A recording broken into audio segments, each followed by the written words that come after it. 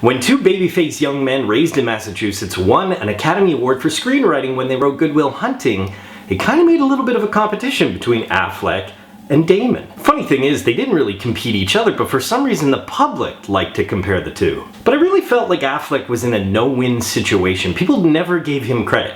Now, of course, some of that had to do with Geely, reindeer games, and most of his personal relationships. But I think we are long overdue to finally give Affleck some credit. He is a solid director. He's been in amazing films, and right now, he has double the Academy Awards as his little buddy Matt. And if you're gonna make the argument that Damon could survive on Mars or Kick-Ass is Born, just remember this: Batfleck could do all of that and still look good in a Zack Snyder movie.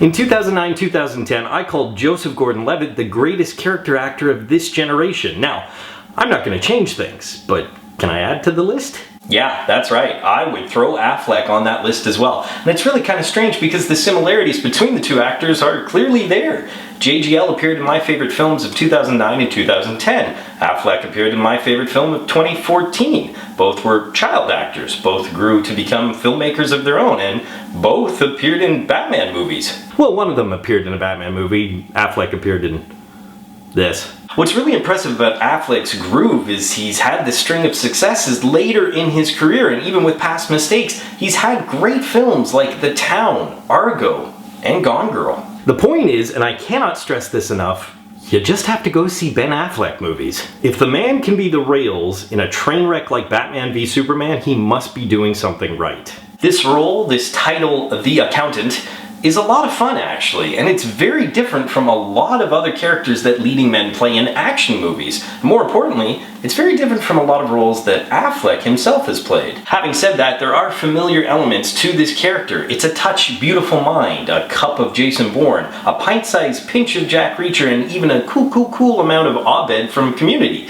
But even though these elements are familiar, when amalgamated inside of a character, it's something I've really never seen before. Although a good Affleck performance is something I'm getting used to. What I particularly enjoyed about The Accountant is the fact that he is not your typical alpha male within an action movie. I don't think I've ever seen such a kick-ass character with so many layers, and yet Affleck was up to every challenge that this role presented.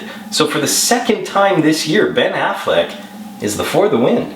My question is, did it go too far? The reason this character is so unique is actually because he has a form of autism. Now, as a teacher who's dealt with students on the autism spectrum, I personally thought it was awesome. He was a role model that showed that you can handle this condition and still really kick ass. But then I thought, would this come across in the wrong way? Often people with autism can come across as socially awkward, blunt, or rude. Not everybody, granted, but this character certainly was, and as a result of his autism, he was often humorous and awkward, and I felt maybe people with autism might be offended. So I hope that audiences see this character for his strength, his uncanny fighting ability, and his intellect, rather than the fact that they might be belittling a serious condition for seemingly comedic effect. Lest we forget though, this generation of moviegoers hates everything. The reason I enjoyed it is because I felt it didn't reach cliché. Now, that's not to say that there weren't cliches within this film, but I felt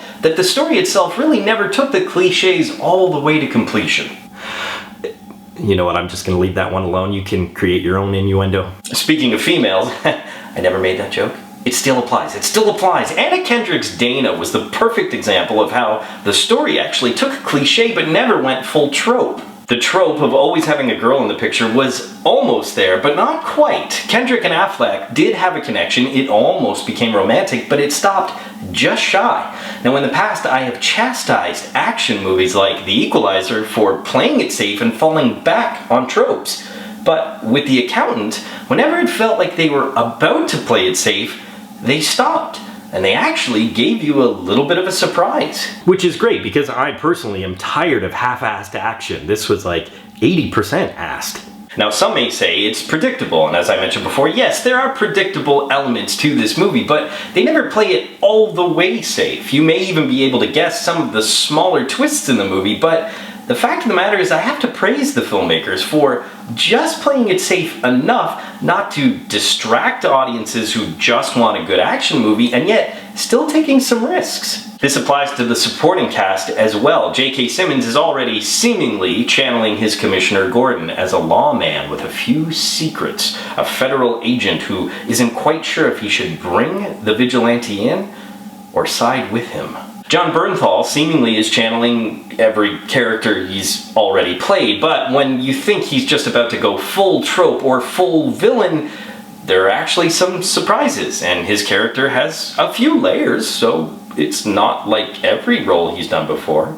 He's still good at it. Yeah, Daredevil and the Punisher face off again. You also get solid bit performances from John Lithgow and Jeffrey Tambor, and that's really the heart of this film. It's not 100% original, but it is still good. Surprisingly good, especially considering it's the amalgamated work of two very incongruous filmmakers. Writer Bill Dubuque of The Judge and director Gavin O'Connor of Warrior fame somehow made it work, which on paper you really wouldn't expect. Ironically enough, The Accountant even has a line about enjoying incongruity. I certainly enjoyed every odd little moment that this film presented. I enjoyed the little surprises that it had in store because, let's be honest, in Hollywood today, little surprises are a lot better than most films. I actually could see this being a franchise. Affleck is at the top of his acting game and he's still in Batman kick-ass mode. I would go see a sequel, and that makes The Accountant and earn it. Poll question, who is your favorite unlikely hero? As always, leave your answers in the comment section below. Be sure to subscribe to Real School, follow me on Twitter, and of course if you get anything out of Real School, why not give a little back? Just click the link and you can become a member of my Patreon team. But until next time, school's out.